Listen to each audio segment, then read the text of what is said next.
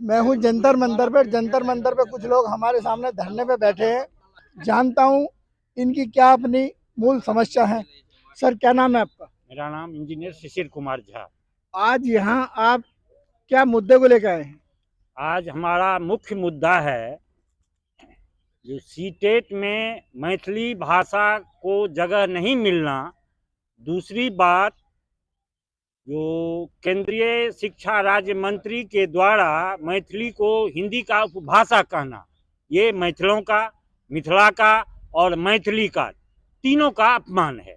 इसी अपमान के खिलाफ अपने अस्तित्व के लड़ाई के लिए, अपने वजूद के लड़ाई के लिए, अपने भाषा के लिए हम लोग बैठे हुए हैं यहाँ पे। अच्छा, इससे पहले भी आपने ये धरना किया है कहीं पर? धरना हमने ये अभी इस सीटेट के मुद्दा पे हमने 3 साल पहले किया था धरना, जब जावेडकर जी शिक्षा मंत्री थी। उस टाइम में हमने धरना किया था इस मैथिली को सीटेट में जगह दिलाने के लिए। अब हमने पुतला दहन किया था, बहुत ज़्यादा आंदोलन किया था, उनसे जाके मिला भी था। तो उन्होंने आश्वासन दिया था, हमारे पास सब पत्र है जो हम इसको सीटेट में जगह देंगे।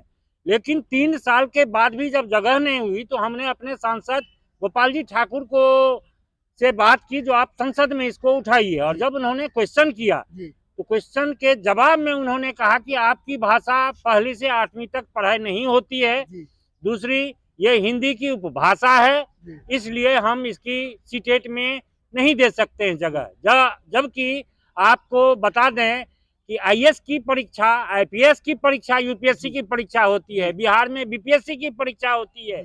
इन सब परीक्षा में मैथिली भाषा है, मैथिली भाषा में आप दे सकते हैं परीक्षा। तो इतनी भी बड़ी परीक्षा आप मैथिली में दे सकते हैं, सीटेट क्यों नहीं? एक शिक्षक की परीक्षा, इसको आप मैथिली भाषा में नहीं दे सकते हैं, जबकि उसमें 20 भाषा है। किसी का बोलने वाला 25 लाख है, किसी का 50 लाख, किसी का 1 करोड़।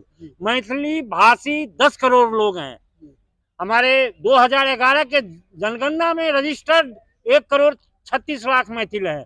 2021 में 5 करोड़ होगा कि 7 करोड़, पता नहीं, वो तो जब आएगा रिजल्ट तब।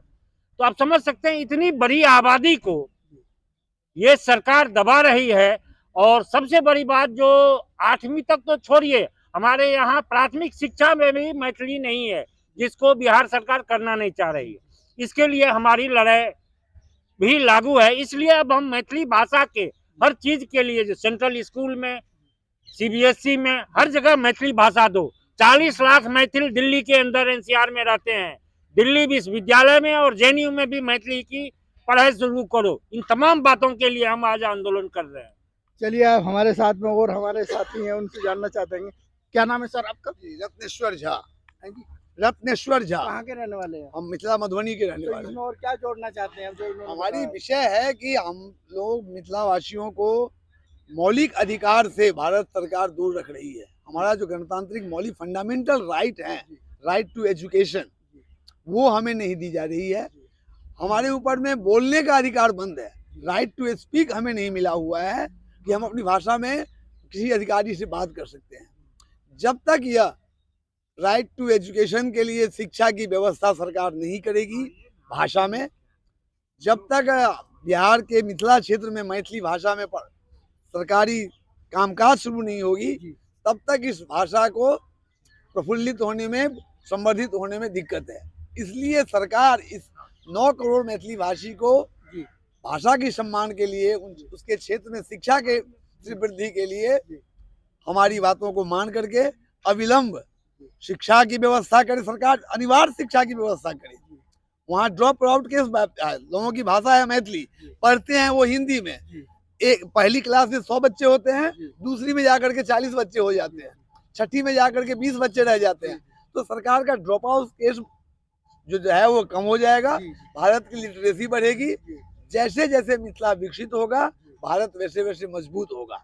और भारत के एक उत्तरी सीमा का यह क्षेत्र है, इस पार भी मिथिला है, उस पार भी मिथिला है। यदि वहाँ पर कोई बहुत बड़ा विस्फोट हो जाएगा तो बहुत सारे असामाजिक तत्व जो भारत विरोधी ताकतें हैं वो वहाँ पे सक्रिय हो जाएंगी। इसीलिए मिथिला के लोग बड़े ही शांतिपूर्ण ढंग से 2 देश के बीच में निवास कर रहे हैं। हमें दोनों देशों में रोटी रोजी का संबंध है। हमारे यहाँ कोई केंद्रीय बल नहीं है। अभी फिलहाल में एसएसबी की वहाँ डेपुटेशन हुई है, वो केवल एक इस पार उस पार को चेक करने के लिए सौहार्दपूर्ण ढंग से हम लोग रह रहे हैं। ऐसा ना हो कि मिथिला क्षेत्र भी कश्मीर और मणिपुर और मेघालय की तरह एक डिस्टर्ब क्षेत्र हो जाए, जो हमें लगता है कि लोग चाहते हैं। इसीलिए भारत को जो ज्ञान है वो मिथिला से मिला है। हम गौतम, कनाद, याज्ञवल्क्य, जनक के वंशज हैं। हमने भारत को, भारतीयता को प्रस्फुटित किया है, संपोषित किया है। इसीलिए हमें भारत से ममत्व है।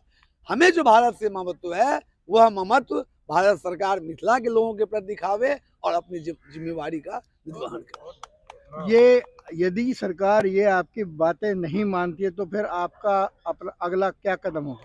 अब तो हमारी जागरूकता बहुत बढ़ गई है। हमारी पीढ़ी 7 वर्षों में बिहारी हो गई थी। अब हम मैथिली को कोई मार नहीं सकता है। मैथिली को आप थोड़ा सा ज़्यादा से ज़्यादा धक्का देके किनारा कर सकते हैं। सीता जी को लेके चला गया रावण लंका में, लेकिन फिर सीता तो वापस फिर आई और फिर वो सीता उसी मिट्टी में चली गई।